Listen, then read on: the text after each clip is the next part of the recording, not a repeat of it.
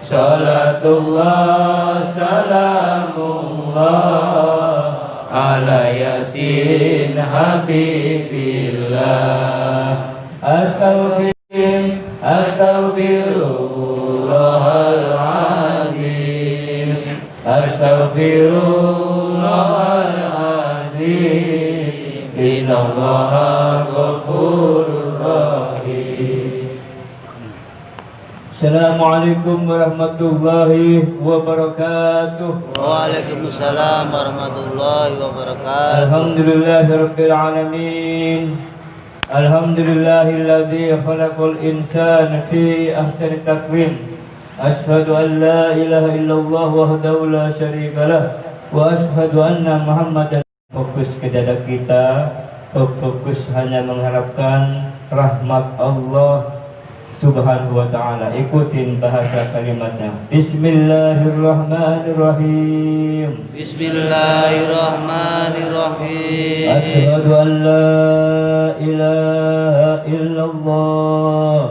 Asyhadu an la ilaha illallah. Wa asyhadu anna Muhammadar Rasulullah. Wa asyhadu anna Muhammadar Rasulullah. Bismillahirrahmanirrahim. Bismillahirrahmanirrahim. Allahumma shalli ala Sayyidina Muhammad. Allahumma shalli ala Sayyidina Muhammad Wa ala ali Sayyidina Muhammad. wa ala ali Sayyidina Muhammad. Astaghfirullahaladzim. Astaghfirullahaladzim. Astaghfirullahaladzim. Astaghfirullahaladzim. Astaghfirullahaladzim. Astaghfirullahaladzim. Baca amin di hati kita ya Allah. Anugerahi kami di malam yang barokah, malam Jumat. Anugerahi hati yang istiqomah. Istiqomah dekat selalu denganmu ya Allah. Pelihara kami dari hal yang tercela, pelihara dari sombong, pelihara dari dusta, pelihara dari dengki, pelihara dari amarah. Tuntun hati kami, bimbing hati kami dengan kesabaran, dengan ikhlas, dengan syukur, dengan tawakal, kepada Allah. Ampuni kedua orang tua kami ya Allah. Ampuni mertua kami, ampuni guru-guru kami, ampuni keluarga kami, anak istri. Anugerahi hati kami selalu tunduk taat kepada Allah Subhanahu wa ta'ala. Sisa umur kami jangan biarkan kami lalai denganmu ya Allah. Al-Fatihah. A'udzu billahi minasyaitonir rajim. Bismillahirrahmanirrahim. Alhamdulillahirabbil alamin arrahmanir rahim maliki yaumiddin. Iyyaka na'budu wa iyyaka nasta'in ihdinas siratal mustaqim. Siratal ladzina an'amta 'alaihim ghairil maghdubi 'alaihim waladdallin.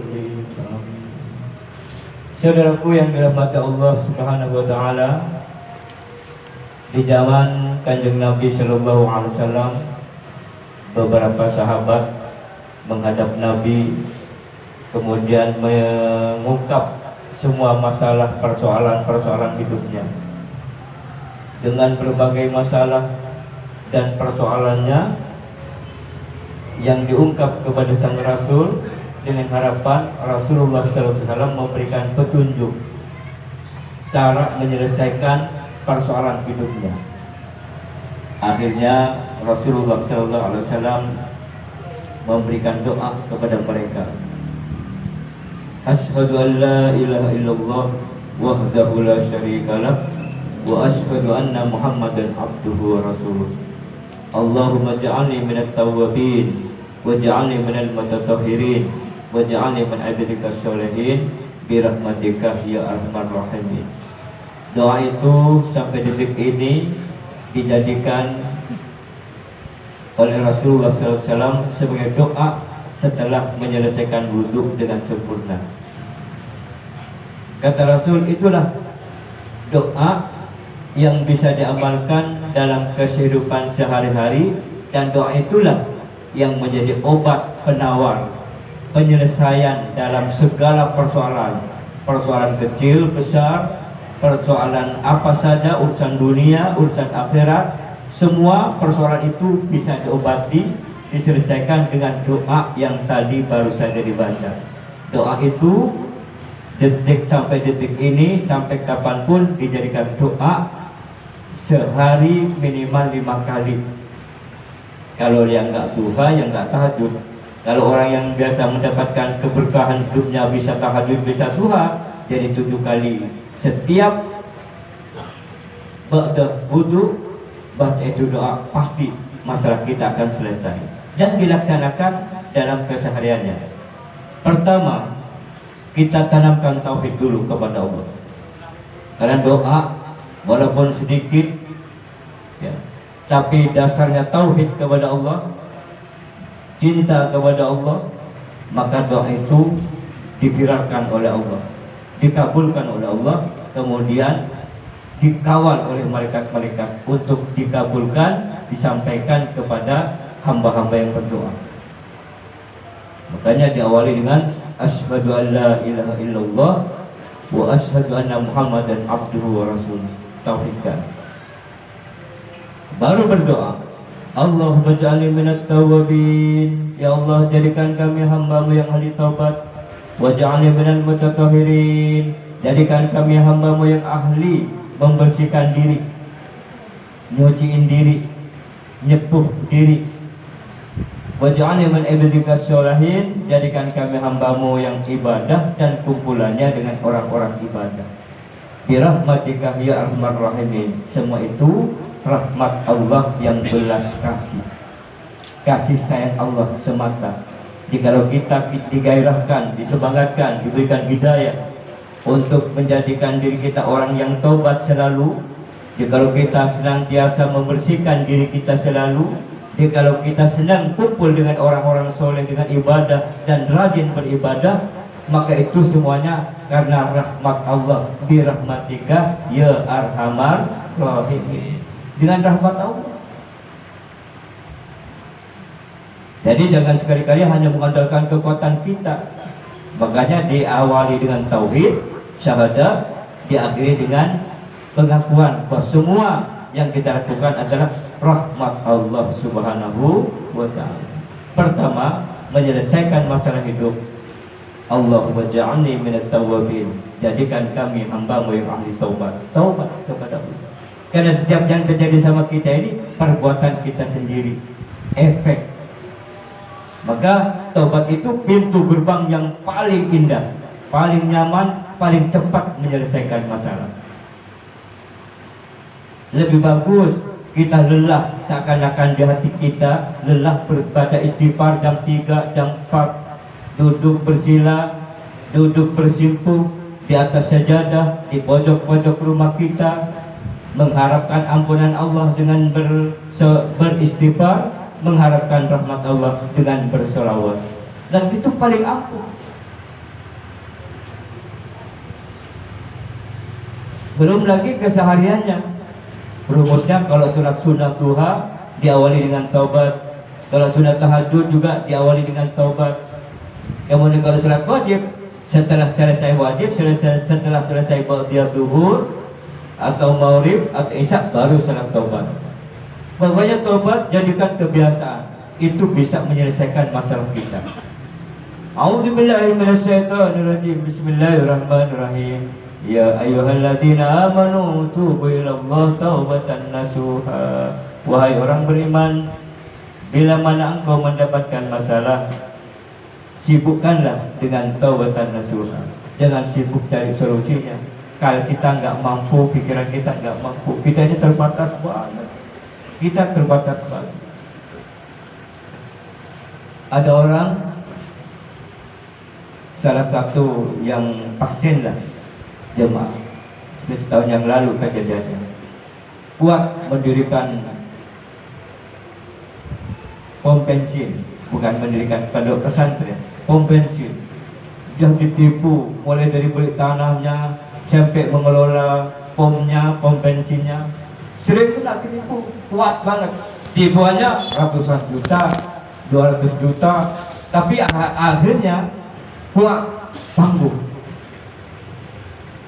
Setelah rapi, pom bensinnya sudah diterima hasilnya, sudah berjalan 1 bulan, malah dia stres hanya gara-gara ketipu 5 juta rupiah. Yang ratusan juta, yang 300 juta, yang 500 juta itu nggak terasa kuat. Setelah selesai dia merasa kokoh, merasa hebat, kemana-mana dia berkuat. Ini begini, ini banyak ujiannya tahu. Sampai ada 200 juta saya lewat, 100 juta saya dilewatin, belum tahu dia.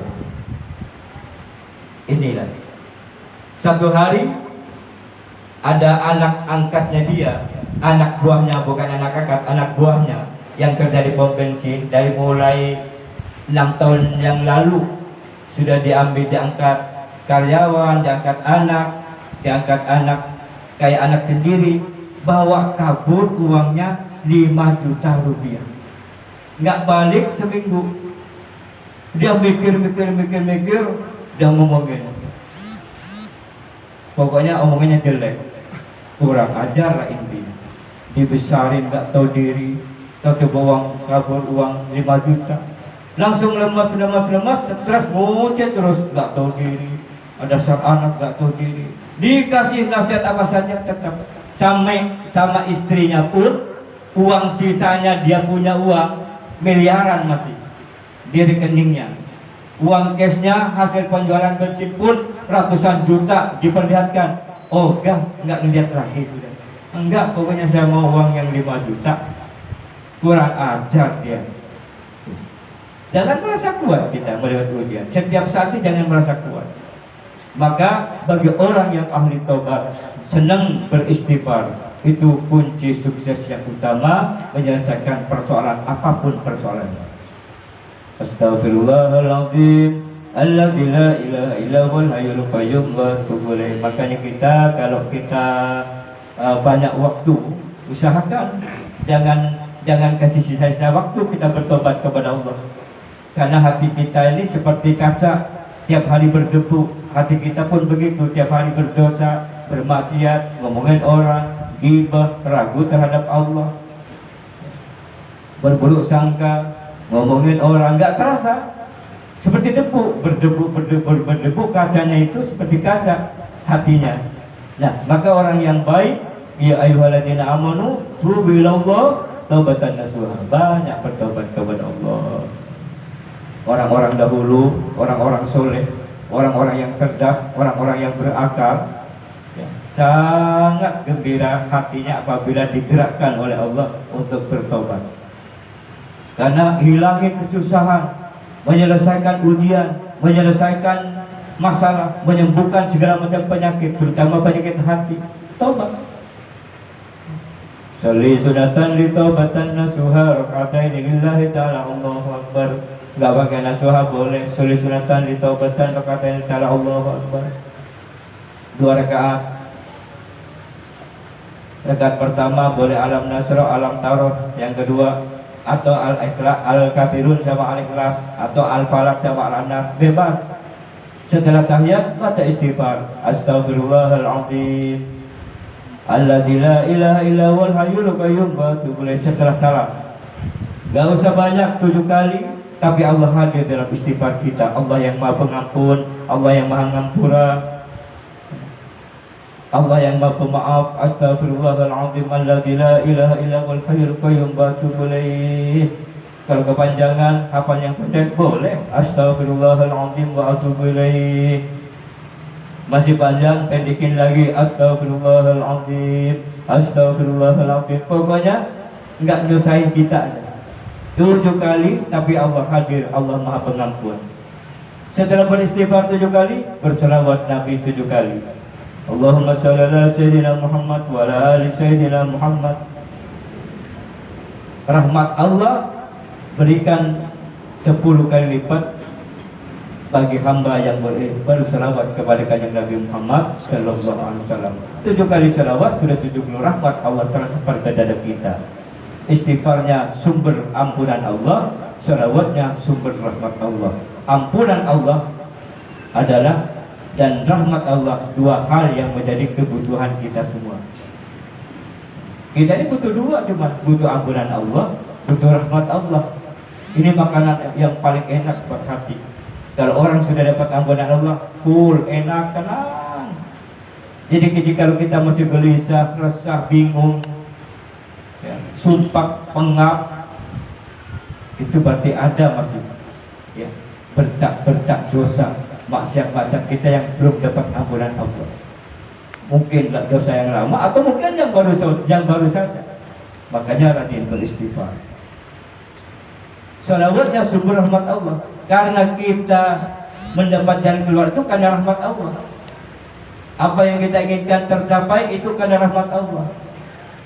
Kebutuhan kita tercukupi karena rahmat Allah. Maka ampunan dan rahmat Allah sangat-sangat kita butuhkan. Ternyata ada di amalan di dekat kita, istighfar dan selawat.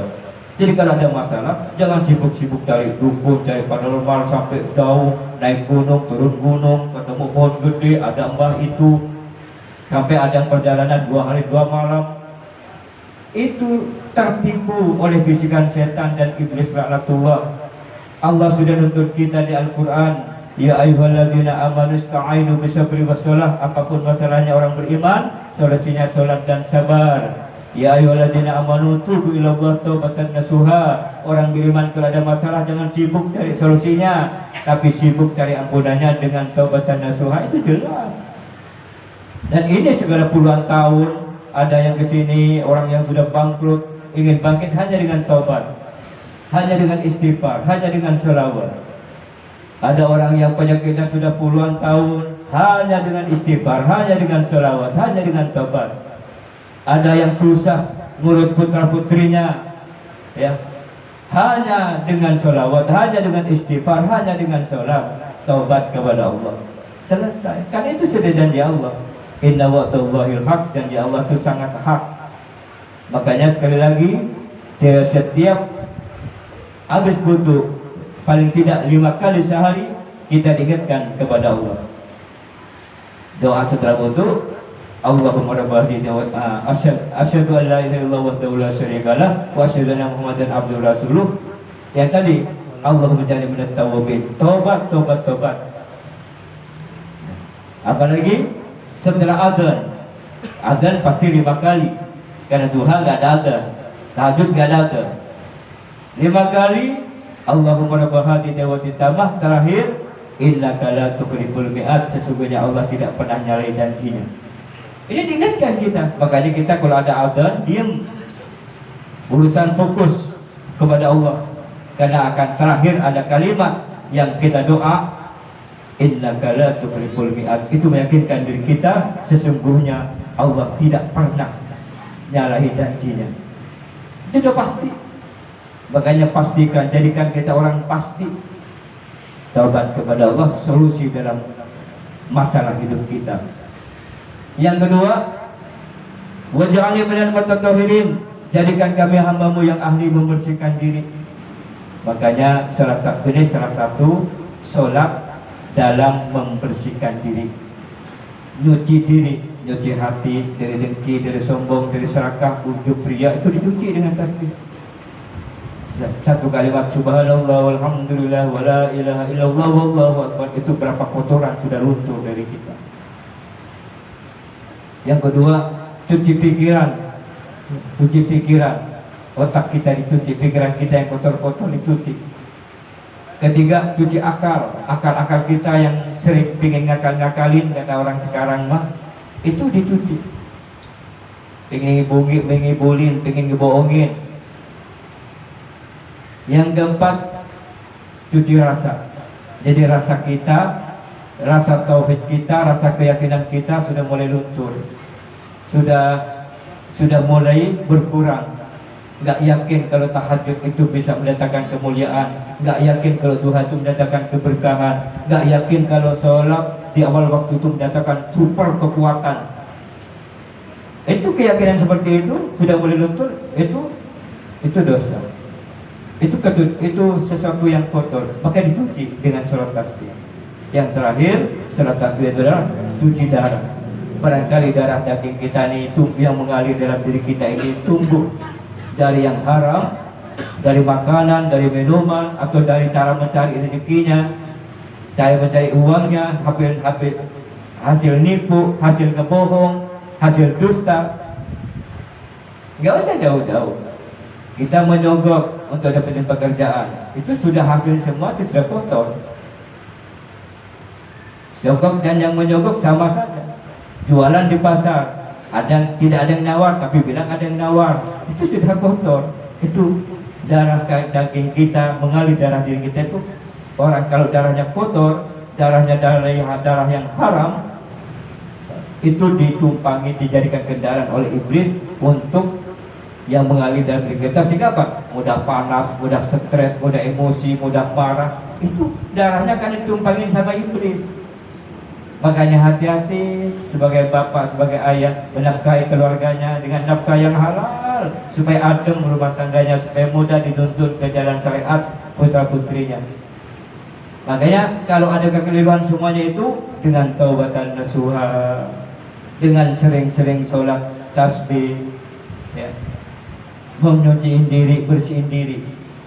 Yang ketiga, waj'alni min ibadika sholihin, jadikan kami hambamu yang ibadah dan kumpulannya dengan orang-orang ibadah. Ini kita sekarang yang kumpul ini. Ini punya amal keistimewaan masing-masing, nggak sama, tapi semuanya dihadapkan kepada Allah. Ada seorang pemuda yang biasa ibadahnya sederhana, sholat 5 waktu, tapi dia punya kelebihan. Dia menyenangkan banget buat orang tuanya, nggak pernah bikin sedih, nggak pernah bikin orang tua itu nangis. Kata-katanya lembut, santun, sopan kepada orang tua, ingin menyenangkan buat orang tuanya. Itu istimewa pemuda tadi. Atau ada seorang istri yang sholatnya biasa saja 5 waktu, tapi punya amal soleh istimewa, tidak pernah keluar rumah tanpa izin suami, tidak pernah bikin susah suami, tidak pernah bikin suami panik. Atau seorang suami, ya, yang sangat menyenangkan buat istrinya, nafkahnya halal, sama istri sopan, membimbing, menuntun, melindungi, menjaga, menafkahi dengan nafkah yang halal, tidak ada amarah. Itu suami istimewa, suami istri tadi istimewa di hadapan Allah. Atau ada orang yang ibadahnya biasa, tapi ahli infak, ahli menyenangkan ulama, ahli takdim dengan ulama, ahli mengunjungi para ulama, bersilaturahmi dengan ulama, berhikmah dengan orang-orang alim, dengan guru. Wah, itu istimewa di depan Allah. Semua amal-amal yang berbagai, yang ahli sedekah, ahli puasa Senin Kamis, ada yang ahli duha, ada yang ahli tahajud, ada yang ahli silaturahmi, semua itu dikumpulin amalnya, satu jemaah di dalam tasbih, ya, dibawa oleh malaikat ke hadapan Allah. Akhirnya Allah berikan semuanya, sudah kembali kepada jemaah Darut Tasbih. Sehingga orang yang hadir di Darut Tasbih yang tidak punya amal istimewa pun dapat barokahnya orang yang punya amal istimewa, kedapatan juga.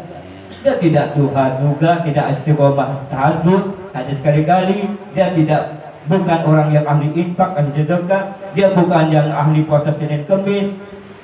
Dia standar semua amalnya yang tidak ada istimewa, tapi karena kumpul dengan orang yang istimewa di hadapan Allah, maka dapetin barokahnya. Makanya Rasulullah SAW sangat senang dengan berjemaah ini, dengan berkumpul-kumpul, dengan harapan Allah meridai amal-amal kita semua, insyaallah. Amin ya rabbal alamin. Yuk kita berdiri untuk selesai.